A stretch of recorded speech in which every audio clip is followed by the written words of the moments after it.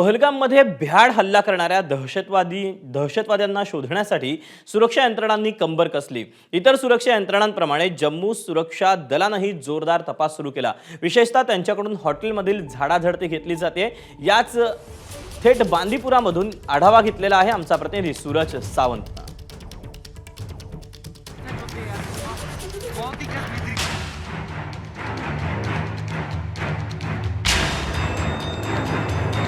जम्मू काश्मीरच्या पहलगाम या ठिकाणी झालेल्या दहशतवादी हल्ल्यानंतर सुरक्षा यंत्रणा ही अलर्ट मोडवरती आपल्याला पाहायला मिळते आहेत। दहशतवाद्यांना शोधण्यासाठी युद्ध पातळीवरती NIA, CISF त्याचबरोबर जम्मू काश्मीरचे पोलीस हे कार्यरत असल्याचं आपल्याला निदर्शनास आलेलं आहे।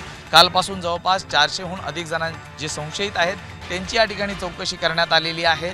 तर जे दहशतवादी आहेत ज्यांचा पूर्व इतिहास आहे गुन्हेगारीचा त्यांच्या घरांवरती बुलडोजर हे देखील चालवण्यात आलेले आहेत। विशेष म्हणजे या दहशतवाद्यांना इथल्या स्थानिकांकडूनच मदत झाल्याचा एक संशय या ठिकाणी व्यक्त केला जात आहे आणि त्या अनुषंगाने इथले जे टुरिस्ट पॉइंट्स असतील तिथले हॉटेल्स असतील त्याचबरोबरती श्रीनगर आणि इतर महत्त्वाच्या रस्त्यांवरची अशाच पद्धतीने बॅरिकेडिंग्स करून सर्च ऑपरेशन सुरू असल्याचं सांगितलं जातं आहे। त्यामुळे एकूणच इथली संपूर्ण परिस्थिती ही जरी नियंत्रणात असली तरी आरोपींना शोधण्यासाठी आता सर्च ऑपरेशन राबवलं जात असल्याचं निदर्शनास आलं आहे। प्रामुख्याने जर सांगायचं झालं तर इथले एसटी स्टँड्स आहेत ज्याचा आधारे हे आरोपी पलायन करू शकतात, इतर ठिकाणी आपली जागा बदलू शकतात। काही संशयित आहेत ते देखील या हल्ल्यानंतर वॉन्टेड असल्याचं कळत आहे। त्यांच्या शोधासाठी संपूर्णतः यंत्रणा ही आता कामाला लागल्याचंच पाहायला मिळतंय।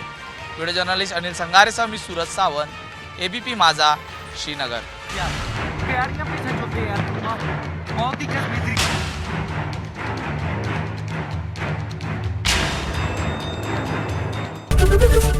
ABP माझा, उघडा डोळे बघा नीट।